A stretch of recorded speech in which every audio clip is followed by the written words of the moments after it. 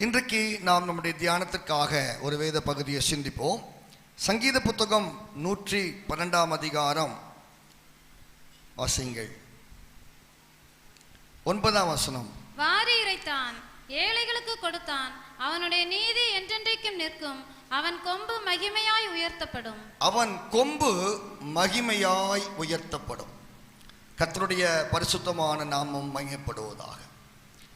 இன்றைக்கு தேவன் ஒரு தேவ பிள்ளையை தம்முடைய பலத்தினாலும் அதிகாரத்தினாலும் அவர் நிரப்பும்படி விரும்புகிறார். அவர்கள் சந்திக்கிற குடும்ப சூழ்நிலைகள், தேவைகள், பிரச்சனைகள், பிசாசின் போராட்டங்கள் நடுவில் தேவன் அவன் கொம்பை உயர்த்தும்படி விரும்புகிறார். அல்லேலூயா. அந்த உயர்த்துதல் ஒரு சாதாரண விஷயம் அல்ல. அது ஒரு மகிமையான ஒரு மாற்றத்தை ஒரு தேவ பிள்ளைக்குள்ளே கொண்டு வரக்கூடியதாக இருக்கிறது. தேவன் ஒரு தேவனுடைய மனுஷனை இவ்விதமாய் அவன் கொம்பை மகிமையாய் உயர்த்த காரணம் என்னவென்றால், சங்கீதக்காரன் சொல்கிறான், மகிமையாய் உயர்த்தப்பட்ட ஒரு தேவ மனுஷன் அவனுக்கு தேவன் தருகிற தெய்வீக பலத்தின் நிமித்தமாய் துன்மார்க்கருடைய கொம்புகளை வெட்டி போட வேண்டியவன் என்பதை நாம் அறிந்திருக்கிறோம். வாசிங்க, சங்கீத புத்தகம் 75 அதிகாரம் 10 வசனத்தில் இவ்விதமாய் நாம் வாசிக்கிறோம். துன்மார்க்கருடைய கொம்புகளை எல்லாம் வெட்டி போடுவேன், துன்மார்க்கருடைய கொம்புகளை எல்லாம் வெட்டி போடுவேன், நீதிமானுடைய கொம்புகளோ உயர்த்தப்படும். கவனிங்க, தேவன் ஒரு தேவனுடைய மனுஷனுடைய கொம்பை, ஒரு நீதிமானுடைய கொம்பை மகிமையாய் உயர்த்த விரும்புகிறார். அல்லேலூயா.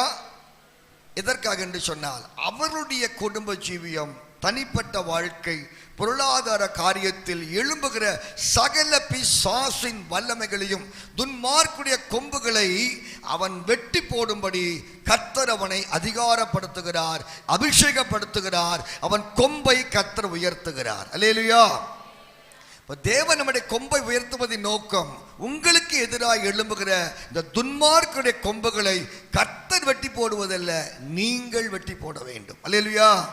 அதான் தாவீது சொல்றான், துன்மார்க்குடைய கொம்புகளை வெட்டி போடுவேன்.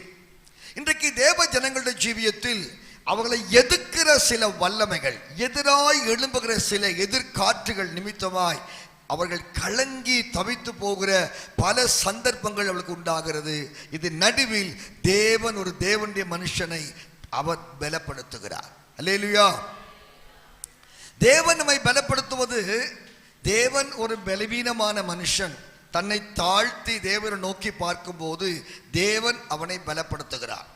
அந்த பலன் என்று சொல்வது சும்மா ஒரு ஹார்லிக்ஸ் போன்விட்டா குடிக்கிற மாதிரி உள்ள பலன் அல்ல. தேவன் தமது பலத்தை அவனுக்குள் வைக்கிறார். அல்லேலூயா. அந்த பலத்தை சத்துருவின் எந்த வல்லமைக்கும் தகர்க்கவோ உடைக்கவோ முடியாது. அல்லேலூயா.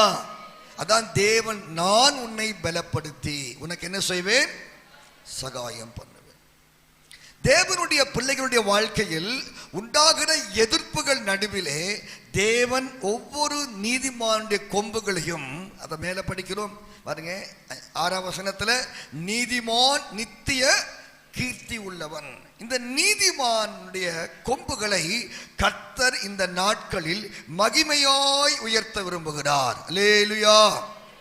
இந்த உயர்த்தப்படுதலில் நிமித்தமாய் உங்களுக்குள்ளே நடக்கிற விஷயம், உங்களுக்கு எதிராக எழும்புகிற துன்மார்க்கருடைய கொம்புகள், சத்துருவின் வல்லமைகளை அழித்து போடும்படி, அவைகளை ஒன்றுமில்லாமல் ஆக்கும்படி, அதை வெட்டி போடும்படி கர்த்தர் நம்மை அதிகாரப்படுத்துகிறார். அல்லேலூயா. ஒவ்வொருத்தருடைய தனிப்பட்ட வாழ்க்கையிலேயும் ஒரு தோல்வி அல்ல, மாபெரும் ஜெயத்தை கர்த்தர் கொடுக்க விரும்புகிறார். அல்லேலூயா. இன்னைக்கு எத்தனையோ தேவனுடைய பிள்ளைகள் அவர்கள் ஆலயங்களுக்கு சென்றாலும், கூட்டங்களில் பங்கு பெற்றாலும், தனிப்பட்ட வாழ்க்கையில் போராடுகிற இந்த வல்லமைகளை எதிர்க்க முடியாமல் காணப்பட்டு கொண்டிருக்கிறார்கள். நாம் நீதிமான்களாய் காணப்படும் பொழுது கர்த்தர் நம்முடைய கொம்புகளை உயர்த்துகிறார். அல்லேலூயா. நாம் இயேசுவின் இரத்தத்தினால் கழுவப்பட்டு விசுவாசத்தினாலே கிருபையினாலே நீதிமான்களாக்கப்பட்டிருக்கிறோம். அல்லேலூயா. நம்ம எல்லாரும் இயேசுவின் இரத்தத்தினாலே கழுவப்பட்டு அவருடைய விலையேறப்பட்ட கிருபையினாலே விசுவாசத்தினாலே நீதிமான்களாய் மாற்றப்பட்டிருக்கிறோம். ஆனால் இந்த நீதிமான்களுடைய கொம்பு உயர்த்தப்பட நீதிமான்களுக்கு என்று சில ஒரு வாழ்க்கை, ஒரு லைஃப் இருக்கு. அது நம்ம லைஃப்ல உண்டாகணும். அல்லேலூயா. இந்த நீதிமான்களை கொம்பை கர்த்தர் ஏன் உயர்த்துகிறார் என்று சொன்னால், நீதிமான்களுக்கு இருக்க வேண்டிய சில பகுதிகள். வாசிங்க, யார் நீதிமான்கள்? மத்தேயு சுவிசேஷம் 1 அதிகாரம் 19 வசனத்தில் நீதிமான்களுடைய ஒரு கேரக்டர், ஒரு சுபாவத்தை குறித்து நம்ம அங்கே படிக்கிறோம். வாசிங்க. அவள் புருஷனாகிய யோசேப்பு நீதிமானாய் இருந்து அவளை அவமானப்படுத்த மனதில்லாமல் ரகசியமாய் அவளை தள்ளிவிட யோசனையாய் இருந்தான். நீதிமான்கள் யார்? அவர்கள் எப்படிப்பட்ட ஜீவிதத்தை உடையவர்களா இருக்கிறார்கள்? யோசேப்புக்கு நியமிக்கப்பட்ட ஒருவள், அவர்கள் கூடி வரும் முன்னே கர்ப்பவதி ஆனாள் என்று அவனுக்கு அறிவிக்கப்பட்டது. யோசிங்க, இன்னைக்கு உங்க வாழ்க்கையை எடுத்துக்கொள்ளுங்க. உங்க வாழ்க்கையில இப்படி ஒரு சம்பவம் திருமணம் ஆவதற்கு முன்னதாக அந்த மணமகளை குறித்து கேள்விப்பட்டால் நாம் அவளை அவமானப்படுத்த வேண்டாம் என்று ஒதுங்கி போவீங்களா? போவீங்களா? யாரு தலையில கட்ட பார்க்குறீங்க? எப்படி என்னது பிரிச்சு மேய்ஞ்சிருவோம். நான் இந்த யோசேப்பு பாருங்க, நீதிமானாய் இருந்து, வாசிங்க, அவன் நீதிமானாய் இருந்து அவளை அவமானப்படுத்த மனதில்லாமல், தன் வாழ்க்கையை பாதிக்கக்கூடிய பொதுவான ஒரு விஷயம் உண்டாகிறது. அவன் நீதிமானாய் இருந்தபடியால் அவன் எப்படி சிந்திக்கிறான்? நாம் அவளை அவமானப்படுத்த வேண்டாம். அல்லேலூயா. நீதிமான்கள் யாரையும் குற்றம் இருக்கோ இல்லையோ அவமானப்படுத்தவோ கண்டித்து அவருடைய ஒண்ணும் இல்லாமல் இப்படிப்பட்ட கேரக்டர் நீதிமான்களுடைய ரத்தத்துல கூட கிடையாது. அல்லேலூயா. நம்ம எப்படி இருக்கிறோம் யோசித்து பாருங்க. நம்முடைய கொம்பு உயர்த்தப்பட வேண்டும் என்று சொன்னால் நாம் மற்றவர்களை தரம் தாழ்த்தி பேசுவது, அற்பமா எண்ணுவது, இதெல்லாம் நம்ம லைஃப்ல இருக்கவே கூடாது. அல்லேலூயா. அவன் நீதிமானாய் இருந்தபடியினால் அவளை அவமானப்படுத்த வேண்டாம், அவமானப்படுத்த கூடாது என்று எண்ணியிருந்தான். இதுதான் நீதிமானுடைய ஜீவியத்தின் முக்கியமான காரியம். பாருங்க, நீதிமானுடைய வார்த்தைகள் அவனுடைய ஹை ஸ்டாண்டர்ட்ல இருக்க வேண்டும். இயேசு சொன்னார், மத்தேயு சுவிசேஷம் 12 அதிகாரம் 37 வசனத்தில் படிக்கிறோம், உன் வார்த்தைகளினாலே நீதிமான் என்று தீர்க்கப்படுவாய், அல்லது உன் வார்த்தைகளினாலே குற்றவாளி என்று தீர்க்கப்படுவாய் என்றார். நீதிமான்களுடைய வார்த்தை ஹை ஸ்டாண்டர்ட்ல இருக்கணும். அல்லேலூயா. சும்மா லோக்கலா ஒரு மாதிரி பேசக்கூடாது. அது நீதிமான்களுக்குரிய ஒரு அழகு அல்ல. உன் வார்த்தைகளினாலே நீதிமான் என்றோ அல்லது குற்றவாளி என்றோ நீ தீர்க்கப்படுவாய். இன்னைக்கு நீதிமான்களாய் ஜீவிக்கிற நம்முடைய ஜீவியத்தினுடைய அந்த வார்த்தைகளுடைய ஸ்டாண்டர்ட் எப்படி இருக்கு யோசித்து பாருங்க. நம்முடைய கொம்புகளை கட்டுற நாட்களில் என்ன செய்கிறார்? உயர்த்தும்படி விரும்புகிறார். ஒரு முறை ஒரு பாஸ்டர் நடந்த ஒரு விஷயத்தை நான் கேள்விப்பட்டேன். அது நாட்களில் கஷ்டம், கஞ்சி கூட உங்களுக்கு சாப்பிட்றதுக்கு சரியா இருக்கா. அப்போ ஒரு கன்வென்ஷனில் பிரசங்கம் பண்ணுறதுக்கு பாஸ்டர் போயிருக்கிறாரு. அந்த பாஸ்டர் உள்ள இருக்கிறார். அவருக்கு ஒரு பெரிய கப்பில் கஞ்சி தண்ணி, கொஞ்சம் சோறு போட்டு கஞ்சி தண்ணி நிறைய தண்ணி விட்டு கொண்டு போகிறாங்க. இப்போ மேலே ஒரு மூடி வச்சு கொண்டு போகிறாங்க. அப்போ பாஸ்டர்கிட்ட ஒருத்தர் ஜோம் பண்ணிட்டு வெளியில் வர்றார். இவர் உள்ளே கொண்டு போகிறார். ஸ்க்ரீன் இருக்கு.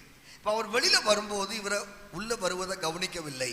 தெரியாமல் கைப்பட்டு கொஞ்சம் கஞ்சி தண்ணி அப்படி மூடி கீழே விழுந்து கொஞ்சம் கொட்டிடுச்சு. என்ன பதர் சீச்சி இப்படி பண்ணிட்டீங்களே என்று சொன்னார். பாஸ்டர் கூப்பிட்டு வா, என்ன சொன்னாய்? சீச்சியா, இப்படி சொல்லக்கூடாது, நம் தேவனுடைய பிள்ளைகள் மன்னிப்புகள் என்று சொன்னார். நீ மன்னிச்சிருங்க பிரதர்.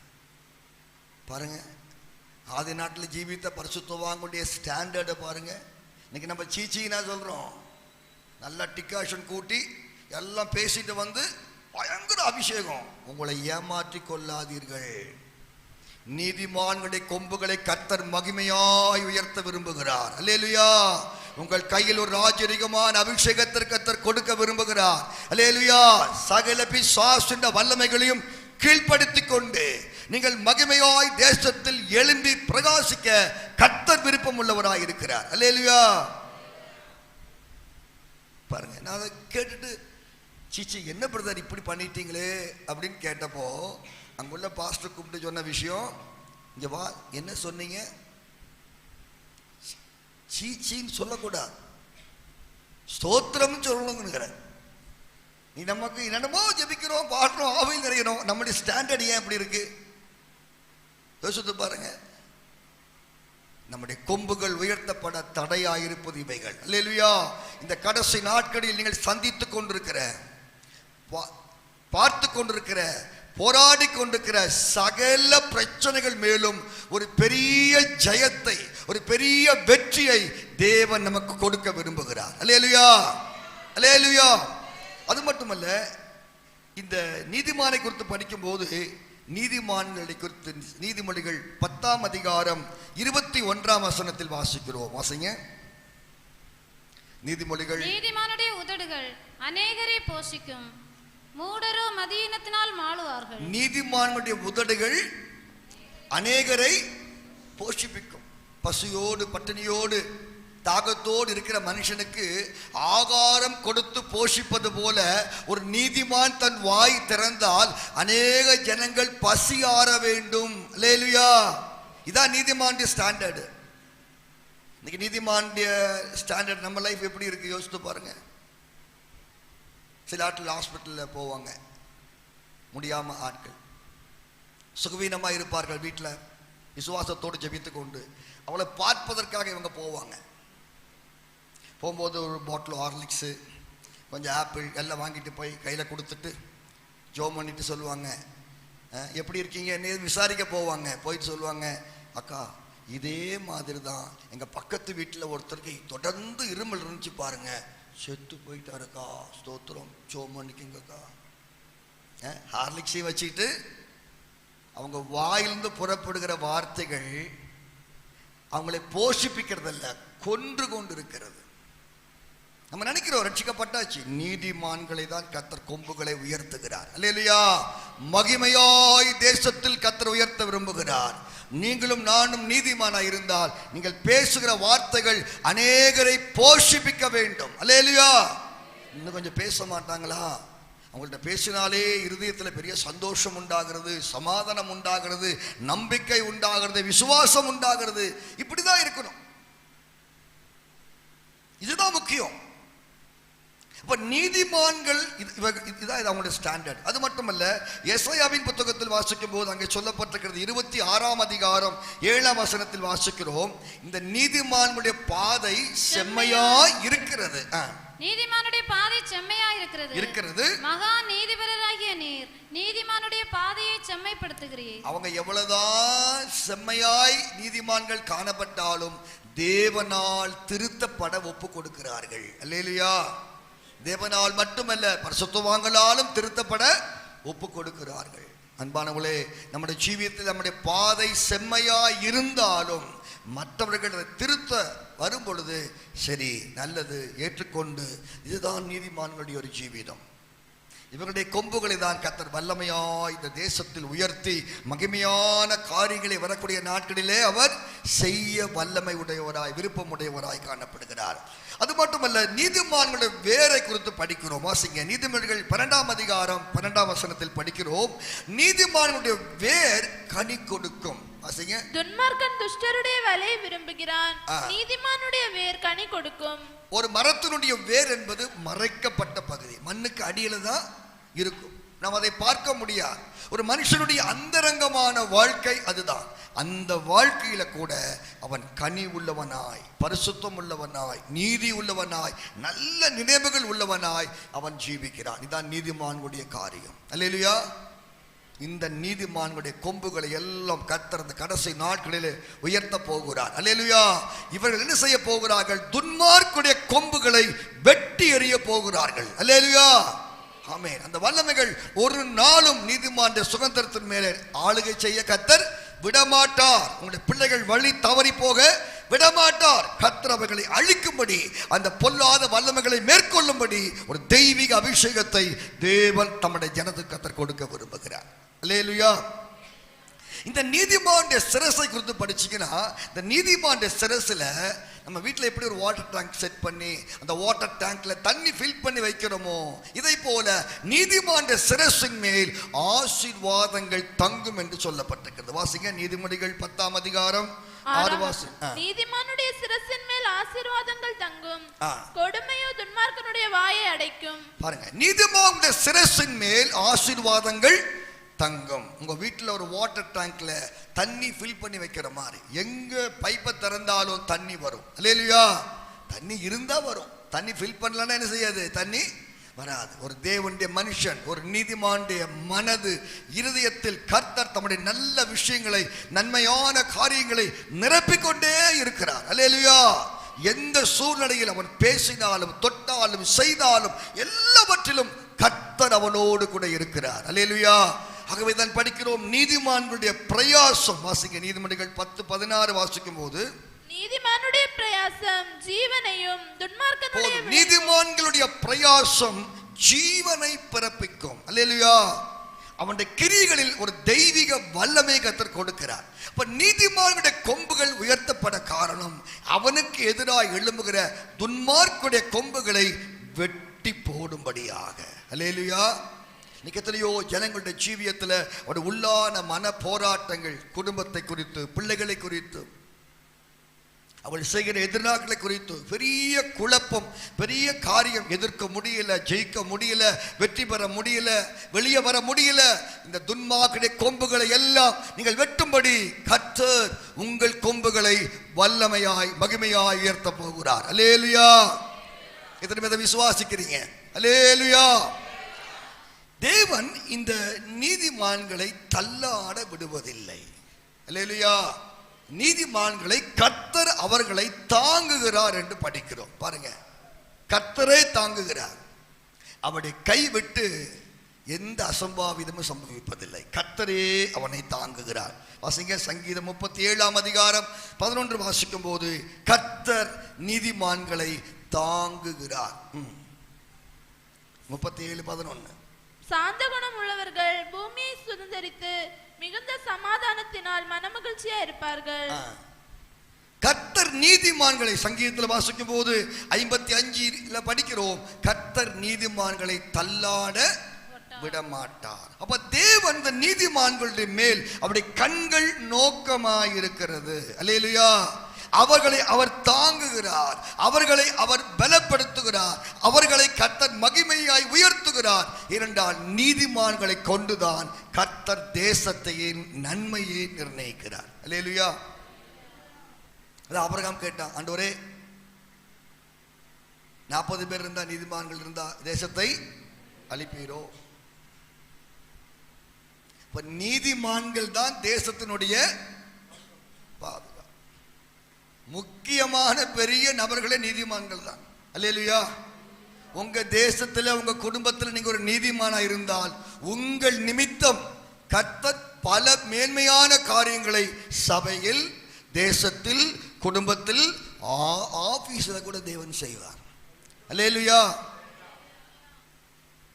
இப்ப நம்ம நீதிமான்கள் சொல்லுகிறோம், ரட்சிக்கப்பட்டுட்டோம், ஞானஸ்நானம் எடுத்துட்டோம், அபிஷேகம் பெற்றுட்டோம், நீதிமான் என்று. நீதிமான்களுக்குரிய ஒரு ஸ்டாண்டர்டு நமக்கு இன்னைக்கு இருக்கா? நம்முடைய வார்த்தைகளில் இப்படிப்பட்ட ஆவிக்குரிய அனுபவங்கள் இருக்கிறதா? தவறுகள் மனுஷனுக்குள் வரும், நீங்க அதை உணர்ந்து திருத்திக் கொள்ள பிரயாசப்பட வேண்டும். அல்லேலூயா. எனவே இந்த நீதிமான்களை கர்த்தர் தள்ளாட விடுவதில்லை. அல்லேலூயா. நீதிமான் தள்ளாட விடமாட்டார், நித்தமும் காத்து நடத்திடுவார். நீதிமான் தள்ளாட விடமாட்டார், நித்தமும் காத்து நடத்திடுவார். கர்த்தர் மேல் பாரத்தை வைத்து விடு, கலங்கி தவிக்காதே,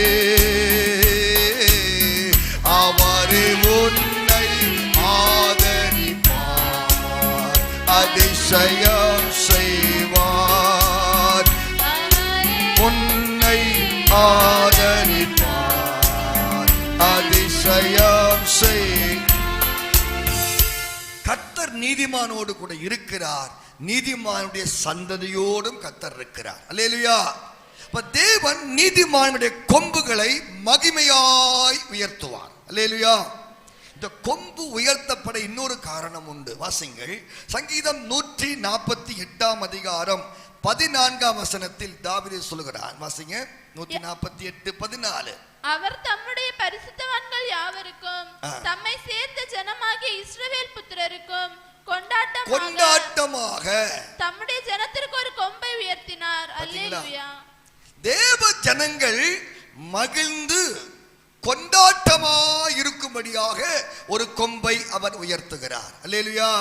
கிறிஸ்தவ ஜீவியத்தில் ஒரு பெரிய மன மகிழ்ச்சி, ஒரு பெரிய கொண்டாட்டம், இதுதாங்க கிறிஸ்தவ ஜீவிதம். அல்லேலூயா.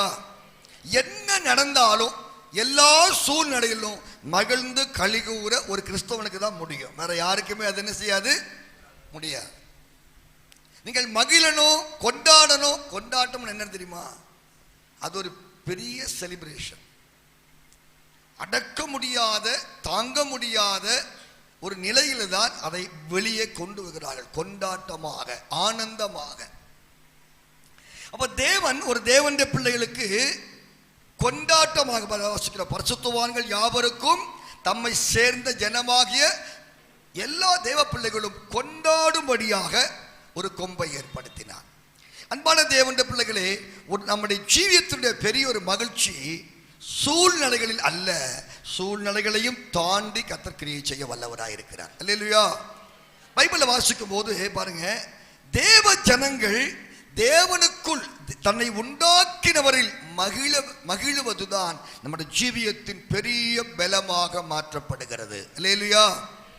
ஒன்றுமே இல்லாவிட்டால் என்ன செய்யலாம்? கர்த்தரை துதிக்க முடியும், ஆராதிக்க முடியும். ஒரு முறை அவர் பேசிட்டு இருக்கும் போது ஒருத்தர் கேட்டார், பாஸ்டர், ஒன்றுமே இல்லாம எப்படி கர்த்தரை துதிப்பது, எப்படி கர்த்தரை ஆராதிப்பது, இந்த மகிழ்ச்சி எப்படி நமக்குள்ள வரும் என்று கேட்டார். பைபிளை வாசிக்கிறோம். சங்கீதம் 33 அதிகாரம் 21 வசனத்தில் விதமாய் படிக்கிறோம். அவருடைய பரிசுத்த நாமத்தை நாம் நம்பி இருக்கிறபடியால் நம்முடைய இருதயம் அவருக்குள் களிகூரும். உங்கள்ட்ட என்ன இருக்கோ இல்லையோ அது விஷயம் அல்ல.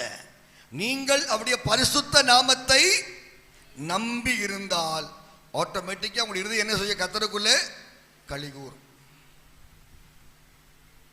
நீங்கள் கர்த்தருக்குள் மகிழும் போதுதான், சந்தோஷப்படும் போதுதான், தேவனுக்குள் மகிழ்கிற உண்மையான தெய்வீக அந்த அனுபவம் உண்டாகும் போதுதான் உங்களை சுற்றி இருக்கிற எல்லா வல்லமைகள் மேலும் அதிகாரத்தை, ஆளுகையை கர்த்தர் நமக்கு தருவார். அல்லேலூயா. என் கூட இந்த ஊழியத்தில் ஒரு படித்த ஒரு சகோதரர் இருந்தார். நல்லா படித்தவர், நல்ல பெரிய குடும்பத்திலிருந்து வந்த ஒரு மனுஷன். இப்போ அவருக்கு ஃபாஸ்டிங் நாட்கள், 3 நாட்கள் ஃபாஸ்டிங்னா காஃபி மட்டும் கொடுப்பாங்க, ஒன்றுமே கிடைக்காது. இப்போ 2வது நாளே சோர்ந்து போயிட்டார். அவருக்கு பசி தாங்க முடியல. அப்போது அவர் தனியாக உட்கார்ந்து ஜெபிக்கிறார். ஆண்டவரே, எனக்கு பசி தாங்க முடியல, கொஞ்ச நேரத்தில் மயங்கிடுவோம் போல தெரியுது. ஆண்டவரே, ஆனாலும் உடைய அன்பை நான் என்ன செய்யலை, விடலை. என் சரீரம் பலவீனம் ஆயிடுச்சு, எனக்கு எப்படியாவது உதவி செய்யணும்னு சொல்லி அவர் என்ன செஞ்சார்? தேவ சமூகத்தில் ஜெபிச்சுட்டு, நான் எந்த நிலையிலும் உங்களுடைய விசுவாசத்தை விட்டு வலிவி போயிடக்கூடாது, இப்படியே செத்து போனால் கூட பரவாயில்ல, இந்த பசியில் வேற எந்த முடிவும் வந்துடக்கூடாதுன்னு சொல்லி ஜெபித்தார். ஜெபிச்சுட்டு தூங்கிட்டார். அவர் என்கிட்ட சொன்ன விஷயம், பிரபு, நான் பசி மயக்கத்தில் தூங்கிட்டேன், எனக்கு ஒன்றுமே செய்ய எழும்பவே முடியலன்றார். ஏன்னா நல்லா சாப்பிட்டு வளர்ந்த மனுஷன். அவர் சொல்லுவார், சொன்னார் என்கிட்ட, நான் மட்டன் பிரியாணியும் சிக்கன் ஃப்ரையும் கொக்கோ கோலாவும் குடிச்சு தான் நான் அப்படி தான் சாப்பிடுவேன், அதான் என்னுடைய பழக்கம். அப்போது ஒரு தரிசனத்தை கர்த்தர் காட்டுறாராம். இவர் பக்கத்தில் சுட சுட அவரை விரும்புகிற அந்த ஐட்டங்கள் எல்லாம் இருக்கு. அவர் அவளோடு சாப்பிட போகும்போது கர்த்தர் கேட்டார், உனக்கு இது வேணுமா நான் வேணுமான்னு கேட்டார். உனக்கு பசி, தாகம், அவர் விரும்பின ஆகாரம் உள்ள இருக்கு, உனக்கு இது வேணுமா நான் வேணுமான்னு கேட்டார். அவர் ஒரு முறை இதை பார்த்தார், ஒரு ஆண்டவரை பார்த்தார். கர்த்தாவே, எனக்கு நீர்தான் வேண்டும் என்று சொன்னார். கர்த்தர் அங்கிருந்து மறைந்து போனார். அவர் சொல்றார், எழும்புனா சாப்பிட்டு ஏப்பம் விட்டா எப்படி இருக்குமோ என் வயிறும் மனசும் நிறைந்திருந்தது, உண்மையாகவே நான் சாப்பிட்டு இருக்கிறேன் என்று சொன்னார். ஆச்சரியம். அவர் சொல்லிட்டார், கர்த்தாவே அந்த இடத்துல ஒரு நிமிஷம் தடுமாறிட்டா ஒருவேளை உணவு நேரடியாகவே கர்த்தனை கொடுத்துருக்கலாம், ஆனால் தேவனை நான் இழந்து போயிருப்பேன். அல்லேலூயா. எந்த நிலையிலும் பரிசுத்த நாமத்தை யார் யார் நம்புகிறீர்களோ உங்கள் எல்லாரையும் இருதயத்தை கலிகூற பண்ண கர்த்தருக்கு முடியும். அல்லேலூயா. இருக்கும்போது கர்த்தர் நல்லவர்னு சொல்றதும் பாடுறதும் ஒரு பெரிய விஷயம் அல்ல. ஒன்றும் இல்லாத போது ஸ்தோத்திரம், கர்த்தரை துதிக்க முடியுமா, பாட முடியுமா? அங்கேதான் கர்த்தர் மகிமையான காரியங்களை செய்ய போகிறார். அல்லேலூயா. வறண்ட நிலம் கழித்து, இந்த அனுபவம் எப்படி? வறண்ட நிலத்தில் சந்தோஷப்பட என்ன இருக்கு? ஒன்றுமே இல்லாவிட்டாலும் என் தேவன் என்னோடு கூட இருக்கிறார். அதை நீங்க விசுவாசிங்க. அல்லேலூயா. அப்ப ஒரு மனிதன் கர்த்தருக்குள் களி கூறும் போது அவனுடைய வாழ்க்கை, அதுக்காக தான் இந்த கொம்பை கர்த்தர் உயர்த்துகிறார். அல்லேலூயா. இந்த கொம்பின் விஷயமே நீங்கள் எந்த நிலையிலும் கர்த்தருக்குள் மகிழ்ந்து என்ன செய்யணும்? களி கூறணும். அப்ப இந்த இடத்துல கர்த்தர் உள்ளம் பூரித்து கர்த்தர் கிரியை செய்கிறார். எழுத்தின்படி உண்டாகிற ஒரு முறை நான் திருநெல்வேலியில் கன்வென்ஷன் மீட்டிங் முடிச்சுட்டு, அப்போது நான் மட்டும் போயிருக்கிறேன். பாஸ்டர் சொன்னார், இல்லை நீங்கள் இருங்க, இங்கே தங்கிருங்க, நாளைக்கு மீட்டிங் இருக்குது தானே அப்படின்னா. இல்லை நான் வீட்டுக்கு போகிறேன், நான் அப்படி தங்கலை, நான் வீட்டுக்கு போகிறேன்னு சொல்லிட்டு கொஞ்சம் நேரம் அவர் விடவே இல்லை. சரி நல்லா பேசி முடிச்சுட்டு 10 ஆச்சு, 10:30 ஆச்சு, 11 மணி ஆயிடுச்சு. இதுக்கப்புறம் ஏன் போகிறீங்க? இல்லை நான் போயிடுறேன், நான் போயிட்டு நான் ஜெபிச்சு ஆயத்தமாகி நாளைக்கு காலையில் நான் வந்துடுவோம் பாஸ்டர் சொல்லிட்டு போகிறேன். அப்போ வள்ளியூர் பக்கம் வர்றேன். வரும்போது ஒரு 12 மணி 12:15 இருக்குன்னு நினைக்கிறேன். அப்போது இந்தியாவுக்கும் பாகிஸ்தானுக்கும் மேட்ச். நமக்கு அதெல்லாம் தெரியாது, நம்ம அதை பார்க்குறதும் கிடையாது, நமக்கு அதில் இன்ட்ரெஸ்ட்டும் கிடையாது. அப்போது மணி 12 ஆச்சு. சரி ஒரு டீ குடிச்சிட்டு போகலாம் அப்படின்னு சொல்லி பைக்கை நிறுத்திட்டு ஒரு டீ சொன்னேன். டீ குடிச்சிட்டு இருக்கிறேன். நான் அதை ஒன்றும் கவனிக்கல, டீ குடிச்சிட்டு திரும்பி இருந்தேன். இந்தியா ஜெயிச்சிருச்சு. ஜெயிச்சிருச்சு. ஐயோ, அங்கே இருந்த ஆட்களுடைய சந்தோஷத்தை பார்த்து நானே ஆடி போயிட்டேன். இவ்வளோ சந்தோஷமா? பக்கத்துல ஓங்கி ஒரு அடி அடிச்சான். ஐயோ ஏன்டா அடிக்கிற? ஜெயிச்சிருச்சுடா. நானும் பார்த்துக்கிட்டு தான்டா இருக்கிறேன். அவன் சந்தோஷத்துல பூரித்து கணக்காட்ட சொல்றான், எல்லாருக்கும் டீக்கு நான் பைசா கொடுத்துறேன்ட்டான். பாஸ்டர் உங்களுக்கு கொடுத்துறேன், எனக்கு நீ கொடுக்க வேண்டாம்பா, நான் கொடுத்துறேன்னு கொடுத்துட்டேன். அவன் பாருங்க, அவன் சந்தோஷம் பாருங்க, எழுத்தின்படியான ஒரு சந்தோஷம். அவனுக்கு அடக்க முடியல, தாங்க முடியல. அல்லேலூயா. அவன் குதிக்கிறான், பைத்தியக்காரனை போல குதிக்கிறான். ஜெயிச்சிருச்சு, ஜெயிச்சிருச்சு. அவன் நாட்டின் மேல் அவனுக்கு இருக்கிற பற்று. அன்பான தேவனுடைய பிள்ளைகளே, தேவன் மேல் நமக்கு ஒரு பற்றுதலான மனசாட்சி இருக்குமானால் எந்த சூழ்நிலையிலும் ஆண்டவரை விட்டு கொடுக்கவே மாட்டீங்க. அல்லேலூயா. ஒன்றுமில்லாத சூழ்நிலையிலும் உங்களாலும் என்னாலும் கர்த்தரை துதித்து பாட முடியும். அல்லேலூயா. இந்த நம்முடைய மனசாட்சி கர்த்தர் மேல் பற்றுதலா இல்லாவிட்டால், குறிக்கப்பட்ட நேரத்துக்கு ஒரு காஃபி கிடைக்கலன்னா நம்ம எல்லாம் மாறி போயிடுவோம். 4 மணிக்கு காஃபி குடிப்பேன், 4 மணிக்கு காஃபி எனக்கு கிடைக்கல, அவ்வளவுதான், எல்லாமே டவுன் ஆயிரும். அப்ப தேவன் கொண்டாட்டமாக தேவன் அதை செய்கிறார். பைபிளை வாசிக்கும் போது ஒரு தேவனுடைய பிள்ளைகள் ஏன் தேவ சமூகத்தில் கொண்டாட முடியல, ஏன் ஆனந்திக்க முடியலன்னு சொன்னா அவர்களுக்குள் சில சிறையிருப்புகள் இருப்பதாய் வேதத்தில் படிக்கிறோம். வாசிங்க சங்கீதம் 126 அதிகாரம் 1, 2 ஆகிய வசனங்களை வாசிங்க. சங்கீதம். சீயோனின் சிறையிருப்பை கர்த்தர் திருப்பும்போது சொப்பனம் காண்கிறவர்கள் போல் இருந்தோம். அப்பொழுது நம்முடைய வாய் நகைப்பினாலும் நம்முடைய நாவு ஆனந்த சத்தத்தினாலும் நிறைந்திருந்தது. பாருங்க, சீயோனின் சிறையிருப்பை, அந்த சிறையிருப்பு நமக்குள் இருந்தால் கர்த்தரை பாட முடியாது, துதிக்க முடியாது, ஆனந்திக்க முடியாது. அல்லேலூயா. எனவேதான் தாவீது சொல்லுகிறான் பாருங்க, சங்கீதத்தில் 142 அதிகாரம் 7 வசனத்தில், நான் அவரை துதிக்கும்படி, உமது நாமத்தை நான் துதிக்கும்படி, உமது நாமத்தை நான் துதிக்கும்படி என் ஆத்மாவை காவலுக்கு நீங்களாக்கி விடும். நம்முடைய ஆத்மா எப்படி காவல்ல அகப்படுது? மற்றவள் செய்யற குற்றத்தை மன்னிக்க முடியாம, அவளுக்கு உதவி செய்ய முடியாம, அவளை நேசிக்க முடியாம, இப்படிப்பட்டதான கசப்புகள் வைராக்கியங்கள் நமக்குள்ள ஏறி வர வர நம்முடைய ஆத்மா என்ன செய்யும்? சிறையிருப்புக்குள்ள பிசாசு ஜெயில தூக்கி போட்டுருவான். குடத்துக்கு வருவீங்க, ஜோம் பண்ணுவீங்க, பாட்டு படிச்சா சந்தோஷம் வராது, பாட்டு படிக்க முடியாது, கர்த்தருக்குள் மகிழ முடியாது, கர்த்தருக்குள் ஆனந்திக்க முடியாது. காரணம் என்ன? சிறையிருப்புகள். அல்லேலூயா. எல்லாரையும் நீங்கள் மன்னித்து ஏற்றுக்கொள்ளணும். கர்த்தர் சொல்றார், ஒரு முறை 7 முறை வந்து நம்ம மனஸ்தாபப்படுகிறேன் என்று சொன்னால் என்ன செய்யணும்? மன்னிக்கணும். 70 முறை வந்து கேட்டால் என்ன செய்யணும்? அதான் பிரமாணம். ஒரே காரியத்தை என்ன செய்யறான்? செய்துட்டு நான் மனஸ்தாபப்படுறேன், உங்கள்கிட்ட ஜீவியத்தில் நான் அப்படியே பேசிட்டேன், நான் மனஸ்தாபப்படுறேன், என்னை மன்னிச்சிருங்கன்னு சொல்லி ஒரே விஷயத்த 4 முறை செஞ்சால் மன்னிப்பீங்களா? ஏய், உனக்கு என்ன நடக்குது? திரும்ப திரும்ப அதே பண்ணிட்டு இருக்க. பொதுவாக மனுஷனுக்கு 3 தடவை மன்னிப்பான், அப்படிதானே? 3 தடவை 3 சான்ஸ் கொடுத்தேன் அப்படிம்பாங்க. 4வது மன்னிக்க அவனுக்கு என்ன இருக்காது? மனசு இருக்காது. ஆனால் பைபிள் சொல்லுது 70 முறை ஆனால் நம்ம என்ன செய்யணும்? இதுதான், இவர்கள் தான் கர்த்தருக்குள் மகிழ்ந்து களி கூற முடியும். அல்லேலூயா. தேவனுக்குள் மகிழும் பொழுது, களி கூறும் போது, பைபிளில் வாசிக்கும் போது வாசிங்க, அந்த விஷயத்தில் படிக்கிறோம் பாருங்க. அவங்க அந்த வாசிங்க சங்கீதத்தில் அவர்கள் கர்த்தருக்குள் மகிழ்ந்து வாசிங்க. 149ஆம் அதிகாரத்தில் 2ஆம் வசனம் வாசிங்க. அவருடைய இஸ்ரவேல் தன்னை உண்டாக்கினவரில் மகிழவும், சீயோன் குமாரர் தங்கள் ராஜாவில் களிகூரவும் கடவர்கள். அப்படி அவர்கள் தேவனுக்குள் மகிழ்ந்து களிகூறும் போது நடக்கிற ஒரு காரியத்தை குறித்து கீழே படிக்கிறோம் பாருங்க.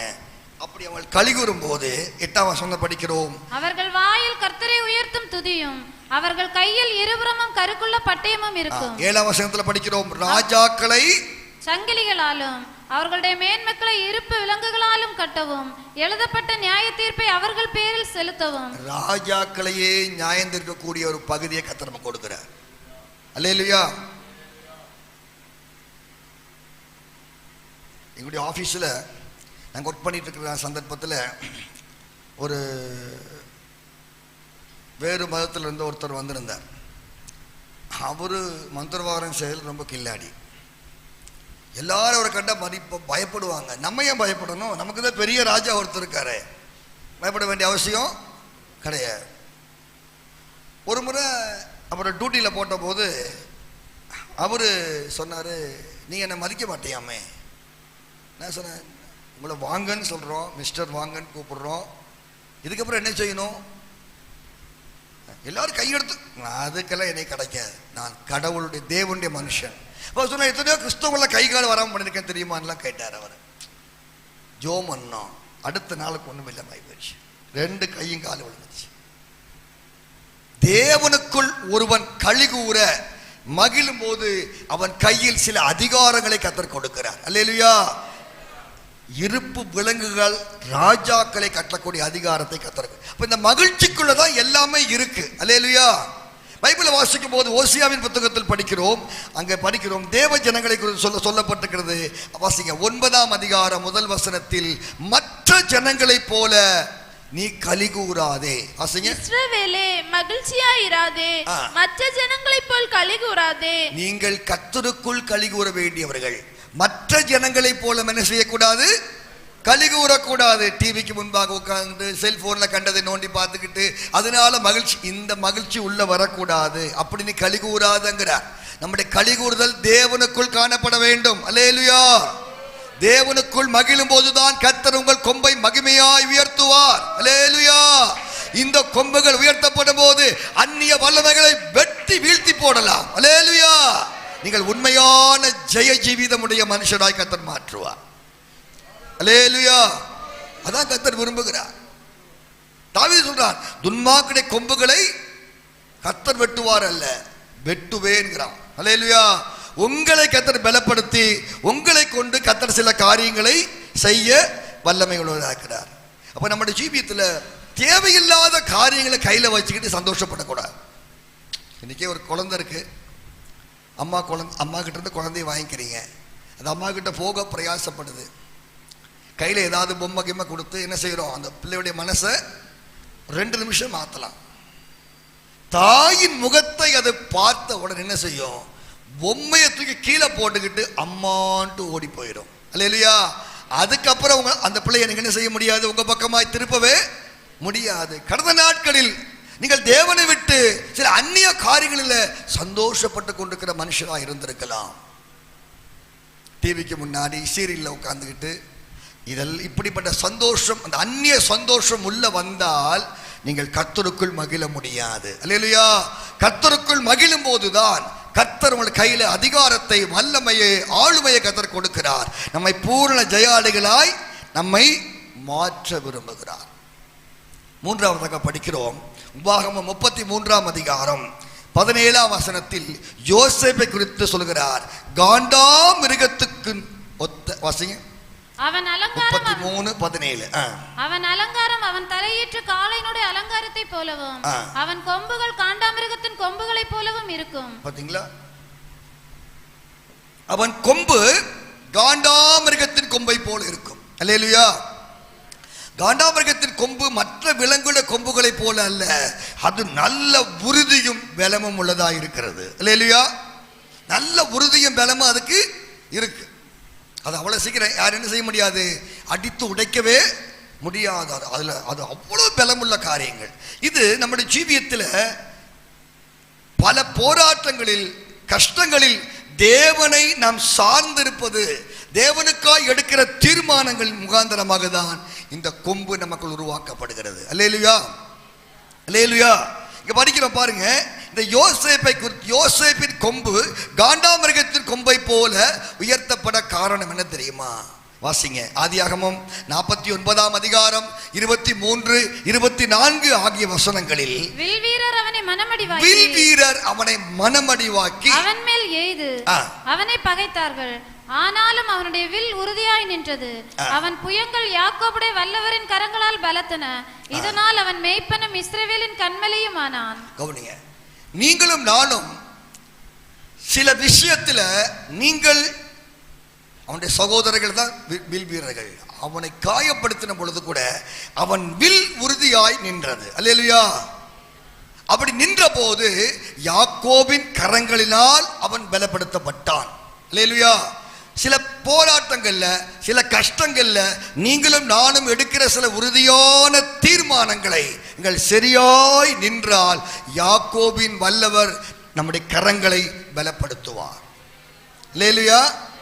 நம்ம இந்த முடிவு எடுக்கிறதே இல்லை. ஓ இப்படி செஞ்சா அப்படி ஆயிரும், அவங்க துக்கப்பட்டுருவாங்க, அவங்க விட்டுட்டு போயிடுவாங்க, அவங்க நேசிக்க மாட்டாங்க. அல்ல. யோசேப்பு என்ன செய்தான்? தேவனை சார்ந்து சில முடிவுகளை தைரியமாய் எடுத்தான். அவன் வில் உறுதியாய் நின்றது. அவன் சத்தியத்துக்காக நின்றான், சத்தியத்துக்காக ஜீவித்தான். அவன் கரங்களை தேவன் பலப்படுத்தினார். அல்லேலூயா. பலப்படுத்துவது மட்டுமல்ல, அவன் இஸ்ரவேலின் மேய்ப்பனும் கண்மலையும் ஆனான். இந்த கண்மலை மேய்ப்பனுங்கிற வார்த்தை தேவனுக்கு கொடுக்கப்பட்ட ஒரு வார்த்தை. இல்லையா? நம்ம யாரும் கண்மலையா மாற முடியாது. நம்முடைய மேய்ப்பன் யாரு? தேவன். அப்ப யோசேப்பு தன் வாழ்க்கையில் அவன் கொம்பு காண்டாமிருகத்தின் கொம்பை போல மாற்றப்பட்டதின் அனுபவம் அவன் எடுத்த ஜீவியத்தில் அவன் எடுத்த சில உறுதியான தீர்மானங்கள். அல்லேலூயா. பொருத்தனைகள். இருப்பேன், நஷ்டம் வந்தா வரட்டும், பரவாயில்ல, கர்த்தருக்காய் சகிப்பேன். இந்த தீர்மானத்தை அவன் எடுத்த போது கர்த்தர் அவன் கரங்களை பலப்படுத்தினார். அல்லேலூயா. இன்றைக்கு குடும்ப வாழ்க்கையில பல போராட்டத்தின் நடுவில் கர்த்தருக்காய் நீங்கள் சில தீர்மானங்களை உறுதியாய் இன்றைக்கு எடுப்பீர்கள். ஆனால் யாக்கோபின் வல்லவர் உங்களுடைய கரங்களை பலப்படுத்துவார். அல்லேலூயா. நீங்க ஒரு பலவீன மனுஷனாக இருக்கலாம், ஆனால் கர்த்தர் உங்களுடைய கரத்தை பலப்படுத்துவார். உங்களுடைய வில் உறுதியாய் நிற்கும். அல்லேலூயா. அப்படி நின்றால் நீங்களும் இஸ்ரவேலில் கண்மலையாக மேய்ப்பனாக மாற்றப்படுவீர்கள்.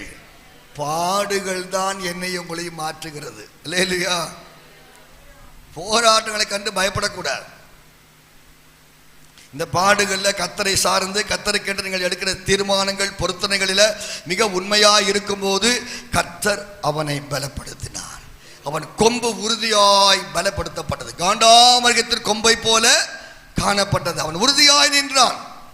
யோசிப்பு வீட்டிலையும் மதிப்பில்லை, சொப்பனம் பார்த்த பிற்பாடு சகோதரன் மத்தியிலையும் மதிப்பில்லை. ஆனால் கர்த்தர் தேசத்தில் அவனை உயர்த்தினார். அல்லேலூயா. தேசத்தில் அவனை கனப்படுத்தினார். எல்லாரும் அவன்கிட்ட வந்து விழுந்தாங்க. அல்லேலூயா.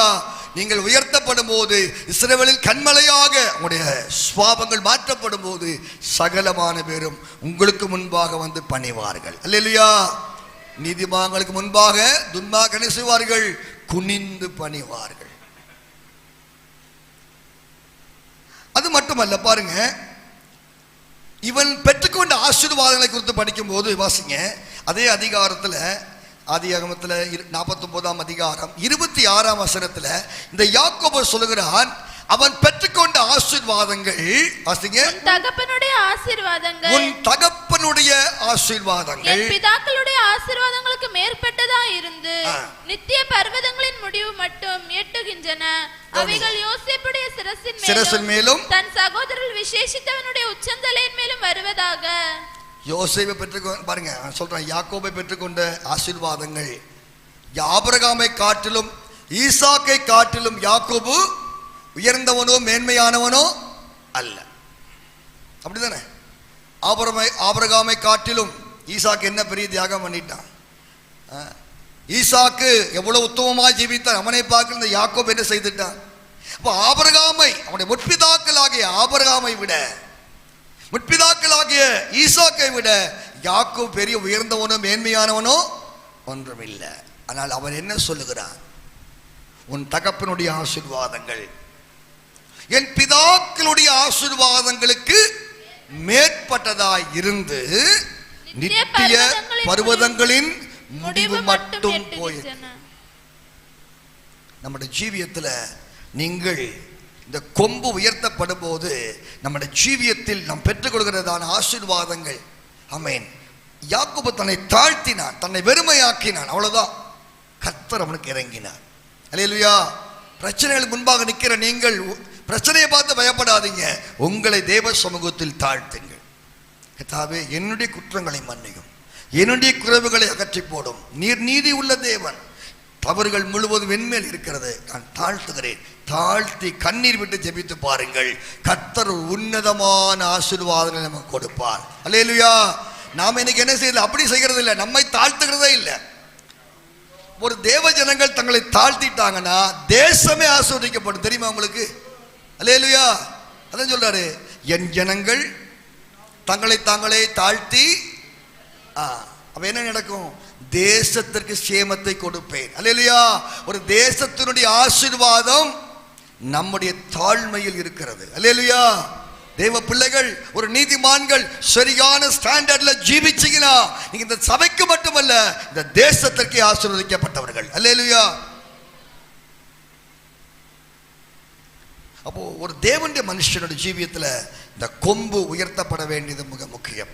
4வதாக படிக்கிறோம், வாசிங்க. 1 சாமுவேல் 2ஆம் அதிகாரம் 1 வசனத்தில் அன்னாள் சொல்கிறாள், என் கொம்பு உயர்ந்திருக்கிறது. வாசிங்க. என் இருதயம் கர்த்தருக்குள் களி கூறுகிறது, என் கொம்பு கர்த்தருக்குள் உயர்ந்திருக்கிறது. அன்னாள் கடந்து போன சூழ்நிலையை பார்த்தீங்கன்னா, அவளுடைய சக்கலத்தியாக பெண்ணினாள் அவளை நிந்தித்து அவமானப்படுத்தும் பொழுது அந்த துக்கம் தாங்காமல் அவள் சாப்பிடாமல் அழுது கொண்டிருப்பாள். அவளுடைய புருஷன் எல்கானா சொல்லுகிறான், 10 குமாரரை பார்க்கிலும் நீர் எனக்கு, நீ எனக்கு ரொம்ப முக்கியமோ, ஏன் அழுகிறேன்னு கேட்டான். பொதுவாக நாம் என்ன செய்வோம்? காரியமாக நம்ம வீட்டுக்கார காரியத்தை கேட்டாருன்னா என்ன செய்வோம்? எல்லாம் திறந்து சொல்லிடுவோம். என்ன செய்வார்? ஒன்று வான் பண்ணலாம், 2 அடி அடிக்கலாம், இதை செஞ்சுட்டு போயிடுவார். திரும்பவும் அந்த பிரச்சனை தொடர்ந்துக்கிட்டே தான் இருக்கும். அவன் என்ன செய்வா? என்ன வீட்டுக்கார்ட்ட போட்டு கொடுத்து பார்க்குறியா, இன்னும் பிரச்சனை கூடிக்கிட்டு தான் இருக்கும். அவள் புருஷன்ட்டையும் சொல்லலை, ஏலிகிட்டையும் சொல்லலை, எங்க போய் சொன்னா? தேவன்கிட்ட போய் சொன்னான். தேவனுடைய சமூகத்தில் போய் சொன்னாள். அவள் இருதயம், அவளுடைய கொம்பு உயர காரணமே இதுதான். நீங்க மனுஷனை தேடி அங்க இங்க போய் புலம்பாதீங்க. சில ஆட்கள் பார்த்தீங்கன்னா தங்களுடைய குடும்பத்தின் எல்லா காரியத்தையும் வீட்டுக்காரர் போன உடனே பிள்ளைகள் ஸ்கூலுக்கு அனுப்பிட்டு பக்கத்து வீட்டு அக்கா கிட்ட போய் புலம்பிட்டு இருப்பாங்க. அவங்க கட்டன் காப்பியும் போட்டு கொடுப்பாங்க, குடிச்சுக்கிட்டு, அக்கா பாருங்க அக்கா, அவர் அப்படி, என் பிள்ளை இப்படி அப்படி. அவள் புருஷன் கேட்ட போதும் சொல்லலை, ஏழுகிட்ட போய் என்ன செய்யல, இப்படி இப்படி இருக்குன்னு சொல்லல. அவள் நேரா தேவ சமூகத்துக்கு போயிட்டான். தேவ சமூகத்தில் போய் இருதயத்தை தண்ணீரை போல ஊற்றுகிறான். வாசிங்க. அவள் இருதயத்தை ஊற்றிவிட்டு எந்த நீங்கள் தேவ சமூகத்தில் இருதயத்தை ஊற்றும் போது நடக்கிற ஒரு முக்கியமான காரியத்தை குறித்து பைபிளை படிக்கிறோம். நீங்கள் இருதயத்தை தேவ சமூகத்தில் ஊட்டினீங்கன்னா தேவன் நமக்கு அடைக்கலமாய் இருப்பதை நீங்கள் உணர முடியும். ஆமென். இருதயத்தை ஊற்றி விடுங்கள். தேவன் நமக்கு என்ன செய்கிறார்? அடைக்கலமாக இருக்கிறார். தேவனுடைய சமூகத்தில் இருதயத்தை ஊற்றுகிற ஒவ்வொரு தேவனுடைய பிள்ளைகளுக்கும் தேவன் அடைக்கலமாக ஆதரவாக என்ன செய்கிறார்? வெளிப்படுகிறார். இருதயத்தை ஊற்றுகிறார். தேவ சமூகம் பாருங்க, ஏன் அப்படி சொல்லப்பட்டிருக்கு? இன்னைக்கு ஒரு மணல் இருக்கு, ஒரு கப் தண்ணியை மணல்ல விட்டுட்டீங்க, திரும்ப அதே தண்ணி எடுக்க முடியுமா? எடுக்க முடியுமா? இப்படி ஜெபிக்கணும். கர்த்தருடைய சமூகத்தில் டோட்டலா மொத்தமா எல்லாவற்றையும் அறிக்கை செய்யணும். கர்த்தாவே இது இப்படி இருக்கு. சில விஷயங்கள் அவருக்கு எல்லாம் தெரியும், ஆனா நீங்க வாயை திறந்து சொன்னாதான் விடுதலை உண்டாகும். அல்லேலூயா, அல்லேலூயா. இப்படி இருக்கு ஆண்டவரே, இந்த பிரச்சனை இப்படி இருக்கு, என்னுடைய பிள்ளைகள் இப்படி, என்னுடைய வீட்டுக்காரர் இப்படி, என்னுடைய பொருளாதாரம் இப்படி இருக்கு, இந்த ஆவிக்குரிய ஜீவிதம் இப்படி இருக்கு. வாயை திறந்து நல்லா சொல்லி இருதயத்தை ஊற்றி ஜெபிச்சீங்கன்னா கர்த்தர் உங்களுக்கு அடைக்கலமாய் இருப்பார். அல்லேலூயா. பாருங்க, அவள் அப்படி சொன்ன போது அவள் சொல்றாரு, பாருங்க, அவளுக்குள்ள நடந்ததான சில விஷயத்தை அவள் தெளிவா சொல்றான். அவளுடைய கொம்பு உயர்த்தப்பட்ட போது அவளுக்குள் 5 காரியங்கள் நடந்ததாக பைபிள்ல வாசிக்கிறோம். வாசிங்க, 1 சாமுவேல் புத்தகம் 1ஆம் அதிகாரத்தில் 2ஆம் அதிகாரத்தில் படிக்கிறோம். அவள் சொல்றா பாருங்க, 3 வசனம் வாசிங்க. இனி மேட்டுமையான பேச்சை பேசாதிருங்கள், அகந்தையான பேச்சு உங்கள் வாயிலிருந்து புறப்பட வேண்டாம். கர்த்தர் ஞானமுள்ள தேவன், அவர் செய்கைகள் யதார்த்தம் அல்லவோ. பாருங்க, கீழே வாசிங்க, 4 வாசிங்க. பலவான்களின் வில் முறிந்தது. பாத்தீங்களா? அவளுக்கு எதிராக ஒரு பலவான் ஒருவன் இருந்தான், பிரச்சனைகளை உருவாக்குறவள். அந்த வில்லை கர்த்தர் முறித்து போட்டார். அல்லேலூயா. பாருங்க, அடுத்தது சொல்றா பாருங்க, பலத்தினால் என்ன செய்தார்கள்? தள்ளாடினவர்கள் பலத்தினால் இடைக்கட்டப்பட்டார்கள். பாருங்க, தள்ளாடினவர்கள் பலத்தினால் இடைக்கட்டப்பட்டார்கள். பாருங்க, ஒரு தேவனுடைய மனுஷனுடைய ஜீவியத்தில் அவள் பாருங்க 1ஆம் வசனம் சொல்றாரு, என் கொம்பு உயர்ந்திருக்கிறது, என் இருதயம் கர்த்தருக்குள் களி கூறுகிறது. ஒரு பெரிய தேவ சந்தோஷம் அவள் கொம்பு உயர்த்தப்பட்ட போது அவளுக்குள் கர்த்தர் ஊற்றினார். அல்லேலூயா. அவள் சந்தோஷத்தை அவளுக்கு அடக்கவே முடியல. என் வாய் திறந்திருக்கிறது என்று சொல்கிறான். பகைஞரின் மேல் எனக்கு ஒரு வாய் திறந்திருக்கிறது, ரட்சிப்பினால் என்ன செய்கிறேன்? சந்தோஷப்படுகிறேன். நம்முடைய ஜீவியத்தில் இந்த கொம்பு உயர்ந்துச்சுன்னா நீங்க கடந்து போகிற சூழ்நிலையில ஒரு சாதாரண மாற்றம் அல்ல, அடிபொலி மாற்றம், தலைகீழ் மாற்றத்தை கர்த்தர் செய்வார். அல்லேலூயா. இன்றைக்கு இந்த சத்தியத்தை கேட்டுக்கொள்கிற தேவனுடைய பிள்ளைகளே, உங்களுடைய வாழ்க்கையில் உங்களுடைய பிரச்சனைகளின் நடுவிலே நீங்கள் கொம்பை உயர்த்துகிற ஒரு தெய்வத்தை நோக்கி பாருங்கள். உங்களுடைய பிரச்சனைகளை மனுஷனிடத்தில் அல்ல, தேவனிடத்தில் போய் சொல்லுங்கள், அவருடைய சமூகத்தில் சொல்லுங்கள். யெப்தா தன் காரியங்களை தேவனுடைய சந்நிதியில் போய் சொன்னான், பெரிய மாற்றம் உண்டாயிற்று. நம்ம இன்னைக்கு அங்கேயும் இங்கேயும் சொல்லிட்டு இருக்கிறோம் அல்ல, தேவனிடத்தில் போய் சொல்லுங்கள். அப்படி தேவ சமூகத்தை நாடும் போது கர்த்தர் பெரிய காரியங்கள் நம்முடைய ஜீவியத்திலே செய்வார். அது மட்டுமல்ல, பாருங்க, தேவ சமூகத்தில் வைக்கப்பட்டதான கோள்கள் துளிர்த்து பூ பூத்து வாதுமை பழங்களை ஒரே ராத்திரி நடந்த காரியம். இது மனுஷன் புத்திக்கு எட்டவே எட்டாது. அங்க யாரும் தண்ணி ஊற்றவும் இல்லை, மண் அணைக்கவும் இல்லை. வைக்கப்பட்ட பச்சையான கோள்கள் இல்ல, காஞ்சு போன கோள். உங்க வாழ்க்கையிலையும் உங்களுடைய கரத்திலையும் இந்த காய்ந்து போன கோள்களை போல நம்பிக்கை இழந்து போன பல காரியங்கள் இன்றைக்கு உங்க லைஃப்ல இருக்கலாம். அன்னாலை போல தேவ சமூகத்தில் கொண்டு போய் வைங்க. ஆண்டவரே, இந்த பிரச்சனை இப்படி இருக்கு, எனக்கு ஜெயிக்க முடியாது, எனக்கு உதவி செய்யும் வைங்க. அந்த கோள்களை, காய்ந்து போன கோள்களை ஒரே இரவிலே துளிர்க்கவும் பூ பூக்கவும் வாதுமை பழங்களை கொடுக்கவும் கர்த்தருக்கு செய்ய முடியும். அல்லேலூயா. இதுதான் தேவ சமூகத்தினுடைய மாபெரும் வல்லமை. இதை அறிந்தவள் தேவ சமூகத்தில் போய் சொல்லி சொல்றார், என் கொம்பு உயர்ந்திருக்கிறது. அல்லேலூயா. கர்த்தர் உங்கள் கொம்புகளை நிச்சயமாகவே உயர்த்த விரும்புகிறார். அவர் அதிசயங்களை செய்கிற தேவனா இருக்கிறார், அற்புதமான காரியங்களை செய்கிற தேவனா இருக்கிறார். நான் ஒரு புறம் மூணாறுல ஒளி செய்துக்கிட்டு இருக்கும்போது ஒரு முட்டுக்காடுங்கிற ஒரு எஸ்டேட், அங்கே ஒரு கூட்டம் நியமிக்கப்பட்டிருந்தேன். இப்போ சிஸ்டர்ஸ் எல்லாம் போயிட்டாங்க. இப்போ நான் சொன்னேன், நீங்கள் போங்க, நான் ஜோம் பண்ணிவிட்டு எப்படி வந்து அடுத்த பஸ்ஸில் வரேன். இவங்க முன்னாடி போய் எங்கள் வீடுகள்லாம் சந்தித்து அங்கே கூட்டத்துக்கு ஆயத்தமாக உட்காந்துட்ருக்காங்க. எங்கள் ரூமில் ஒரு வாட்ச் இருந்துச்சு, அது பேட்ரி ஸ்லோவாகிடுச்சு. அது ஓடி ஓடி மெதுவாக ஓடிட்டுருக்கு. அப்புறம் நின்றுச்சு. அப்போது நான் ஜெபிச்சிட்ருக்கிறேன். என்ன இருட்டிடுச்சு, டைம் என்னன்னு பார்க்குறேன். பார்த்தா என்னுடைய சின்ன வாட்சில் பார்க்குறேன், கரெக்டாக மணி 6:30 ஆச்சு. 6:20க்கு ஒரு பஸ், அதை விட்ட வர பஸ் ஒன்றும் இல்லை. எஸ்டேட்டில் அப்படிலாம் போக முடியாது. அப்படின்னா ஸ்பெஷலாக ஜீப் எடுத்துகிட்டு தான் போகணும். வேறு சிம்பிளாக ஒரு ஆட்டோலாம் ஏறாது. அப்போது என்ன பண்ணுறது கத்தாவே, புறப்பட்டாச்சு, வந்தாச்சு, நிற்கிறேன். ஒருத்தர் வந்தார், ஒரு ஹிந்து மனுஷன். பாஸ்டர் என்ன நிற்கிறீங்க? இல்லை, பஸ்ஸு எப்போயோ போயிருச்சு, உங்களுக்கு எங்கே போகணும்? இந்த மாதிரி இந்த இடத்துக்கு போகணும். அப்போ உங்கள் பையன் பைக்கில் வந்தான். டேய் இங்கே வாடா, வண்டியில் பெட்ரோல் இருக்கா? இருக்குது. சரி பாஸ்டர், வண்டியில் போங்க. இப்படி ஷார்ட்கட் ஒன்று இருக்குது. எஸ்டேட்டுக்குள்ளே இறங்கி அது டிராக்டர் தான் போகும். நீங்கள் தைரியமாக இறங்கி போங்க பாஸ்டர், பெட்ரோல் இருக்குது, போயிட்டு வாங்கன்னார். சரின்ட்டு அதில் இறங்கி போகிறேன். ஒரு 6:20 ஆச்சு. அப்படி இறங்கி வரும்போது 25 இருக்கும். அப்படி இறங்கி வரும்போது பெட்ரோல் நின்றுச்சு. அப்போ நான் என்ன யோசித்தேன், மெயினில் கிடக்கும், ரிசர்வில் போட்டுக்கலான்ட்டு பார்த்தா ரிசர்வில் தான் இருந்திருக்கு. நான் ஒரு இறக்கும், இப்படி இறங்கணும், அடுத்த ஒரு மேரு, அங்கே ஒரு தண்ணி வாய்க்கால ஓடுது. வண்டி ஆஃப் ஆயிடுச்சு. அங்கே பக்கத்தில் ஒருத்தர் வந்தார். பாஸ்டர் நீங்கள் நிற்கிறீங்க? ஐயா பெட்ரோல் தீர்ந்து போச்சு. சரி வாங்க, நானும் சேர்ந்து தள்ளுறேன். பக்கத்தில் ஒருத்தர் வீடு இருக்குது, அவர் சிஎஸ்ஐ பிலிவர், வாங்க அங்கே போய் பெட்ரோல் வாங்கி தரேன்னு.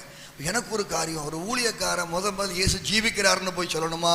அவங்ககிட்ட போய் கொஞ்சம் பெட்ரோல் கொடுங்க ஐயா, நம்ம அப்படி போகணும் கேட்கணுமா? இல்லை வேண்டாம், கத்த தருவார். எப்படி நீங்கள் போங்க. அவர் போக மாட்டேங்கிறார். பாஸ்டர் யானை சத்தம் போடுது, ராத்திரி டைம், தள்ளிட்டு போக முடியாது, பெரிய மேடு, நான் ஒரு ஹெல்ப் பண்ணுறேன். இல்லை நீங்கள் போங்க, நான் போயிடுவேன் அப்படின்னு. இல்லை பாஸ்டர் உங்க தனியாக விட்டுட்டு போக ஒரு மாதிரி இருக்கு, நீங்கள் போங்க ஐயா, கழுத்தை பிடிச்சி தள்ளாமல் போங்கன்னு அனுப்பியாச்சு. எனக்கு ஒரு விசுவாசம் உண்டாச்சு. டேங்கை திறந்து பார்த்தா டேங்கு ட்ரை, ஒன்றுமே இல்லை. டேங்கை திறந்துட்டு கை வச்சேன். இல்லாதவைகளை இருக்கிறவைகள் போல அழைக்கிற தேவன் நீர். கர்த்தாவே, நம்முடைய ஊழிய விஷயமா நான் போகிறேன், எனக்கு என்ன தேவையோ அதனை தந்திருக்க வேண்டும், அது உம்முடைய காரியம், தாறுமானவரே, நான் விசுவாசிக்கிறேன் என்று சொல்லி ஜெபம் பண்ணிட்டு டேங்கை மூடிட்டேன். அடிச்சா வண்டி ஸ்டார்ட் ஆயிடுச்சு. பாஸ்டர் ஸ்டார்ட் ஆயிடுச்சா? நமக்கு நேராக போக வேண்டிய இடத்துக்கு போய் சேர்ந்துட்டேன். அங்கே போயிட்டு நம்ம தான் சந்தேகம் பிடிச்ச ஆட்கள் தானே, என்ன தான் ஜெபம் பண்ணி கத்தக்கறியும் செஞ்சாலும் நமக்கு என்ன உண்டாகும், ஒரு சின்ன ஒரு சந்தை. டேங்கை திறந்து ஆட்டி பார்க்குறேன், சலக்கு பெட்ரோல் ஆடுது. எனக்கு வந்து அந்த நேரத்தில் ஆவியில் இறஞ்சிட்டேன். தாங்க முடியாத சந்தோஷம், தைரியம். அன்னைக்கு கொண்டு போன செய்தியாக மாறிடுச்சு. விசுவாசத்தால் நடந்த காரியங்கள் என்னென்ன பேச ஆரம்பிச்சாச்சு. நல்ல வளைஞ்சு கொள்ளுங்க. உங்களுடைய ஜீவியத்தில் ஒவ்வொரு நாட்களும் இந்த தேவ சமூகத்தில் வந்து எந்தெந்த காரியத்தை வைக்கிறீங்களோ, எந்தெந்த காரியத்துக்காக ஜெபிக்கிறீங்களோ, எந்தெந்த காரியத்தை சொல்றீங்களோ, அதை எல்லாவற்றையும் தேவன் நிறைவேற்ற வல்லவராக இருக்கிறார். அல்லேலூயா. அதிசயமானவரே, ஆலோசனை கர்த்தரே, அதிசயமானவரே, என் ஆலோசனை கர்த்தரே, வல்லமையுள்ள தேவா, வல்லமை உள்ள தேவா, எல்லா வரங்களின் மன்னவனே, எல்லா வரங்களின் மன்னவனே, அதிசயமானவரே, என் ஆலோசனை கர்த்தரே, அதிசயமானவரே, ஆலோசனை கர்த்தரே, வல்லமையுள்ள தேவா, வல்லமையுள்ள தேவா, எல்லா வரங்களின் மன்னவனே, எல்லா வரங்களின் மன்னவனே. அல்லேலூயா. ஒரு தேவனுடைய மனுஷனுடைய ஜீவியத்தில் தேவனுடைய சமூகத்துக்கு எதை கொண்டு போய் வைக்கிறீங்களோ அது அப்படியே இருக்காது, அது மாற்றப்பட்டிருக்கும். அல்லேலூயா. அது பிரச்சனையோ வியாதியோ நெருக்கமோ போராட்டமோ தைரியமா கொண்டு போய் வைங்க. அல்லேலூயா. அதிசயங்களை செய்கிற தேவன் இந்த சமூகத்தில் பெரிய மாற்றங்களை கர்த்தர் நமக்கு கொடுப்பார். அல்லேலூயா. ஒரு பாஸ்டரை ஆந்திராக்கு அனுப்புனாங்க. ஆந்திரா பயங்கர சூடு, இவருக்கு சூடு பிடிக்க நடத்த கீழ்ப்படிந்து போயிட்டார். அங்கே ஒரு பையன்கிட்ட ஃபேன் போட்டால் ஃபேனில் காற்று சூடாக வருது. அப்போ ஒரு பையன்கிட்ட பிரதரை கூப்பிட்டு, தம்பிக்கு லேசா விசிறு அப்படின்னார். அவன் விசிறிக்கிட்டே இருந்தான். கை வலிச்சு இந்த கையில் விசிறினான், மாறி மாறி வீசிட்டு இருந்தான். என்னடா கை வலிக்குதான்னு கேட்டேன். இல்லை பாஸ்டர் விசிறேன். கேட்டதுக்கு பதில் சொல், கை வலிக்குதா? ஆமாம் பாஸ்டர். சரி உட்கார். பாஸ்டர் உங்களுக்கு விசிறணும், உட்கார். டேய் விசிறா அப்படின்னாரு. அவன் திரும்ப எழுமண்ணா, நீ உட்கார்றா, தேவ தூதன்ட்ட சொன்னேன் விசிறா அப்படின்னு.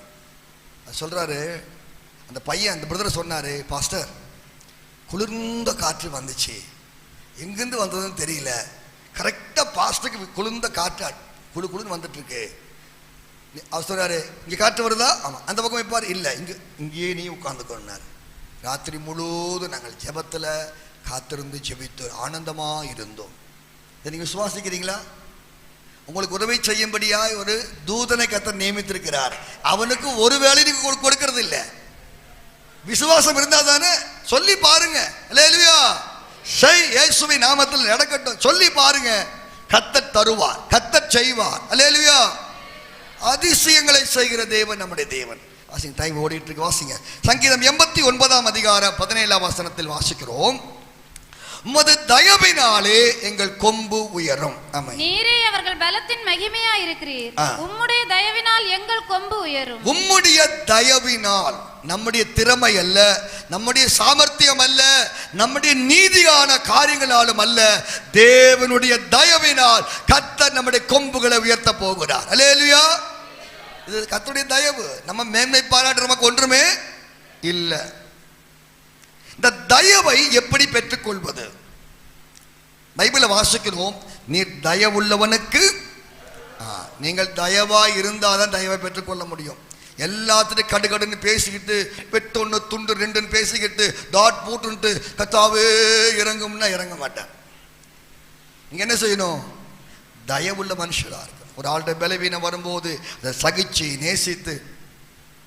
ஆஃபீஸ் போயிட்டு வர்றீங்க, வீட்டுக்காரங்க முடியாமல் படுத்துருக்குறாங்க, என்னடி காஃபி போட்டியா? இல்லைங்க எனக்கு ரொம்ப முடியலைங்க. சரிம்மா நீ படுத்துக்கோ. அவங்களுக்கு சேர்ந்து ஒரு காஃபி போட்டு குடிக்க சொல்லி கொஞ்சம் நேரம் ஜோம் பண்ணிட்டு நீங்கள் போய் பாருங்க, சரியாயிடும். நம்ம என்ன செய்வோம்? சாயந்தரமான உனக்கு வந்துருமே, இப்படிலாம் பேசுனா கிருபை கிடைக்காது. அல்லேலூயா. தயவு கிடைக்காது. இந்த தயவனுடைய மேன்மை என்ன தெரியுமா?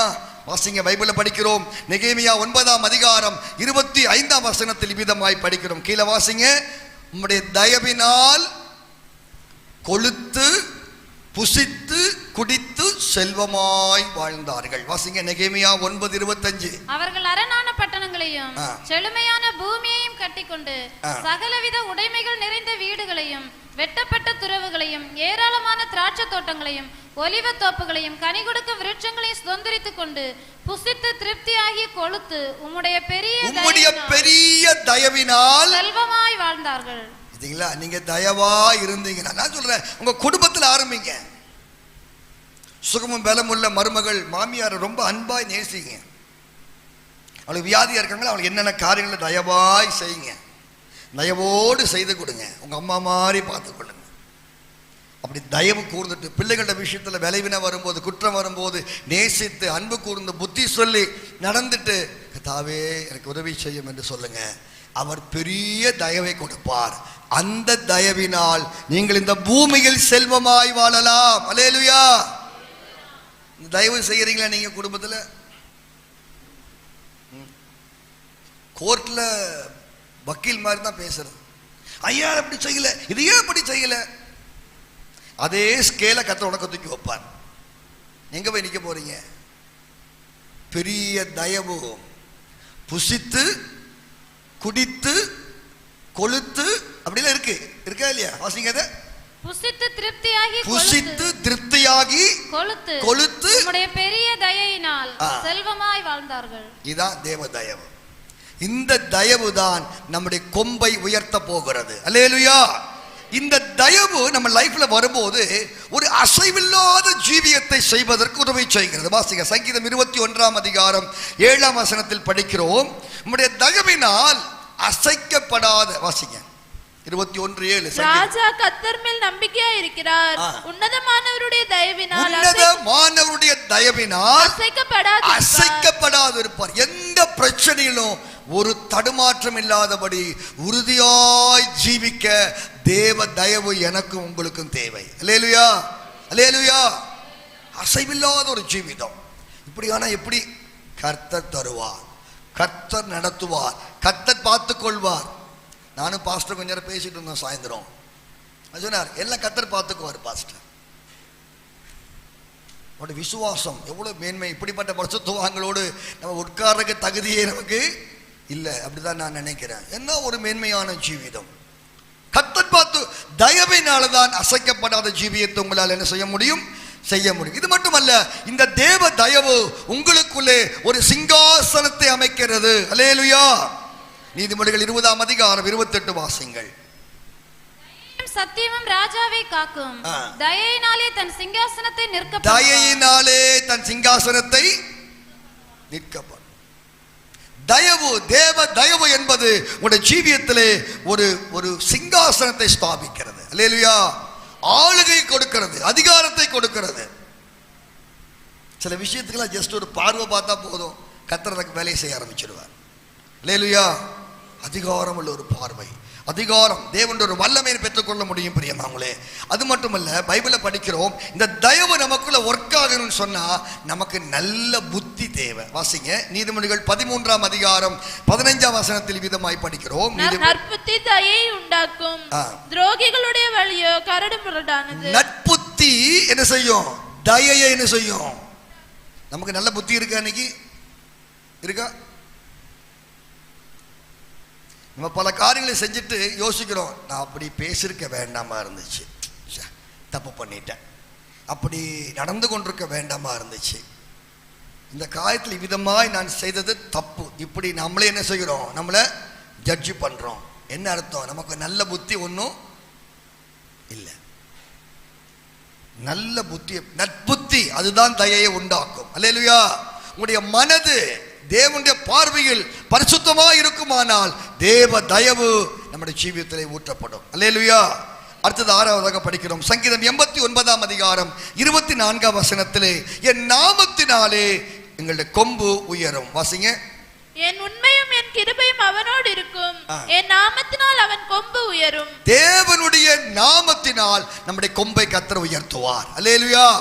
இப்ப இயேசுவின் நாமத்தை நாம் அறிக்கையிடும் போது அப்படி நாமம் நமக்கு தரிக்கப்படுகிறது. பைபிளில் வாசிக்கிறோம் பாருங்க, நாமம் அவர் சொல்றாங்க, நம்முடைய நாமம் எங்களுக்கு தரிக்கப்பட்டும் இருக்கிறது. எரேமியா 14:9 படிக்கிறோம், நம்முடைய நாமம் எங்களுக்கு தரிக்கப்பட்டும் இருக்கிறது, எங்களை விட்டு நீர் போகாதிரும் என்று சொல்றாங்க. அப்ப தேவ நாமம் தரிக்கப்பட்ட ஒரு அனுபவம்.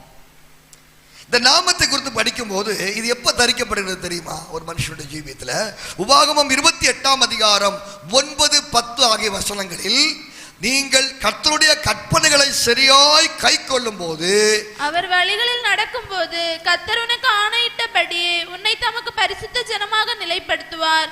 அப்பொழுது கர்த்தருடைய நாமம் உனக்கு தரிக்கப்பட்டது என்று பூமியின் ஜனங்கள் எல்லாம் கண்டு உனக்கு பயப்படுவார்கள். பாத்தீங்களா, தேவ நாமம் தரிக்கப்பட்டால் மற்றவர்கள் நம்மை குறித்து என்ன செய்வார்கள் சொல்லுங்க, பயப்படுவார். நீங்க எதிர்த்து நிக்கிறான், என்ன காரணம், இருக்க வேண்டிய அடையாளம் இல்லை. தேவனுடைய நாமம் தரிக்கப்பட்ட ஜனங்களை பிசாசு ஒன்றும் செய்ய முடியாது. அல்லேலூயா. அப்ப இந்த நாமம் எப்ப தரிக்கப்படுகிறது, அவருடைய கற்பனைகள், அவருடைய பிரமாணங்களை கை கொள்ளும் போது நீங்க தெரிஞ்சுக்கிறது இல்லை, அடுத்தவன் பார்த்துக்குவான், இவன் சாதாரண மனுஷன் அல்ல, இவனுடைய தேவன் நாமம் அவனுக்கு தரிக்கப்பட்டிருக்கிறது, பயப்படுவார். தேவனுடைய நாமத்தினாலே நம்ம கொம்பு என்ன செய்ய போகிறது, உயர போகிறது. தேசத்தினுடைய சேமமே தேவம் நாமம் தரிக்கப்பட்ட ஜனங்கள் தங்களை தாழ்த்தும் போது சகல காரியங்களை அவர் என்ன செய்கிறார், மாற்றி அமைக்கிறார். கோலியாத் நின்று கொண்டிருக்கிறார், சவுல் அவனுடைய வார்த்தைகளை கேட்க பயப்படுகிறார், அவனை பார்க்க பயப்படுகிறார். தாவீது தேவனுடைய நாமத்தில் கடந்து சென்றார். அல்லேலூயா.